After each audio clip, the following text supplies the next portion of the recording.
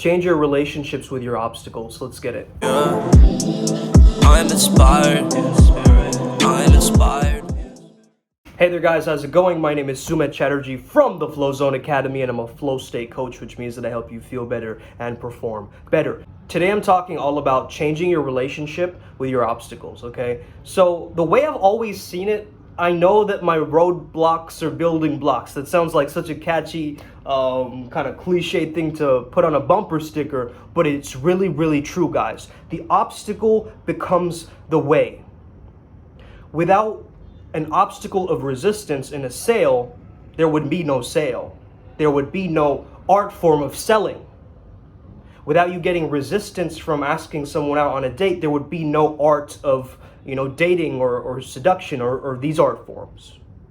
If you had no resistance or barrier to get towards your goals, life would be pretty boring. Think about this.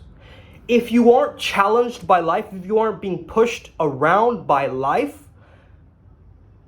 a life that's too smooth, your own mind is going to start creating your own problems for you. Because the mind needs problems to solve. It needs obstacles to overcome. It needs barriers to push through. Now, let's say you want to get from point A to point B, right? And there are many ways that you can take the path. Let's say you're going like this and then there's a dead end here. Well, what can you do? You can go over it. You can try to dig under it. You can try to go around this area, right? You can create an invention that jumps up across it, right? If an opportunity doesn't knock, build a door. Let's say that you have a very, very big goal in mind, and you're keeping that big goal in mind, but then you have to have these little small goals across the way. This is a question that someone asked me very recently about, there might be many obstacles on the path towards success, whatever you deem as success, right? So how do you keep yourself going? How do you keep yourself motivated? How do you keep yourself encouraged going on that path if that's not your main goal? First thing is to remind yourself of the end result and live as if the goal has already been accomplished. You see, that's going to make that task much easier because you're coming from a different energy. It's where you're coming from that matters. It's not where you're going to. Where are you coming from? You see? So if you do that task, though it's like you kind of dislike it, but you do it like you love it, it's going to give you a different frequency, different energy, right? What I'm talking about is changing your relationship with obstacles in your life. Is it that whenever an obstacle shows up in your life, you kind of back off and you're like, nah, I'm done, over, dream is crushed, thrown in the towel, right? Is that your mentality towards an obstacle?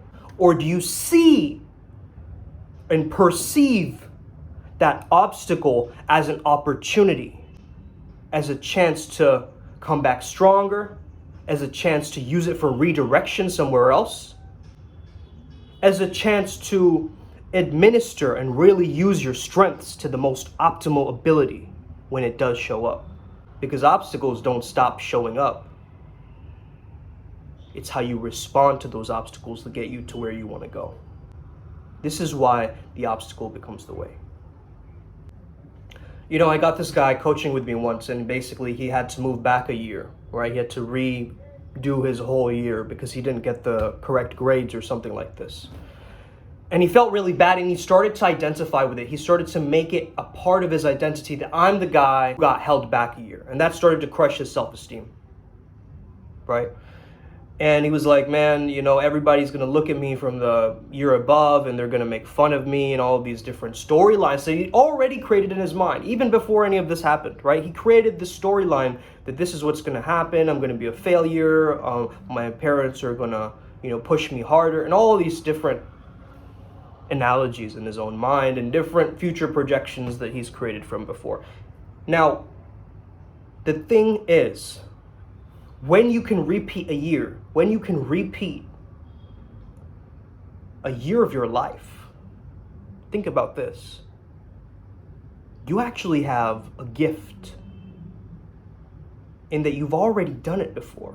You have a reference experience. You know what I heard the other day? You have to read a book 11, I got this from Rex Sykes, by the way, shout out to you, brother, Rex Sykes. You have to read a book 11 times to comprehend it. You have to taste a food 11 times to actually get your taste buds to acclimatize to it. You're not starting from scratch, you're starting from experience. Anything you do in repetition, it builds a new pathway in the mind. So speaking of Rex Sykes and NLP and this kind of world, what is very, very important to consider is this idea of how we can make obstacles smaller in our minds. Flow state is a very all-encompassing state, right? So I've worked with actors before, athletes before, different people in different fields. However, what I've found with these skateboarders, right? They actually have an ability to make the ramp smaller in their mind so that they can overcome it, so that they can grind on that. I'm not very poetic or linguistic when it comes to skateboard terms. But when they're doing tricks like an ollie or something like this, their ability to make the obstacle, which is the ramp, you have to overcome the ramp.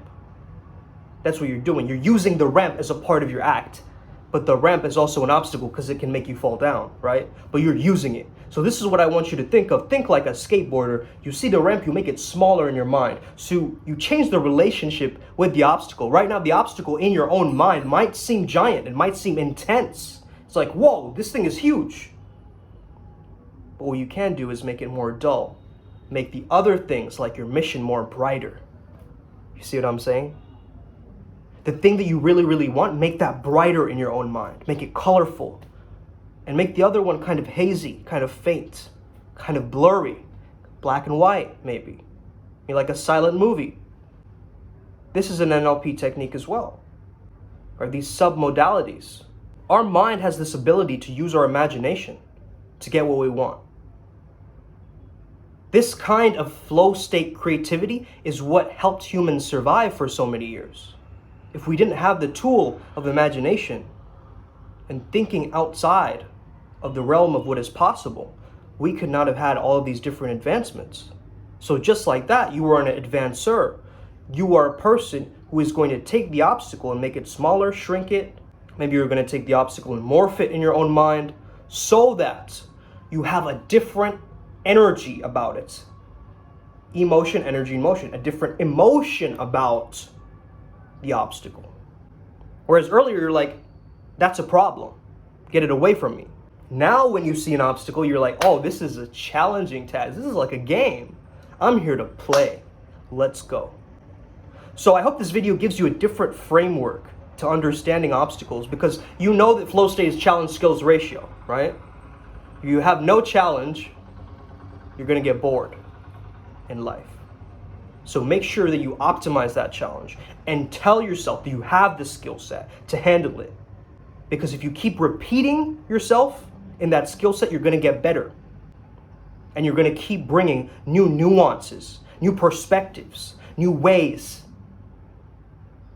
And your taste buds will finally be able to recognize the taste of success. Have an incredible day. May the flow be with you and stay legendary. Let's get it today, all right? Cool.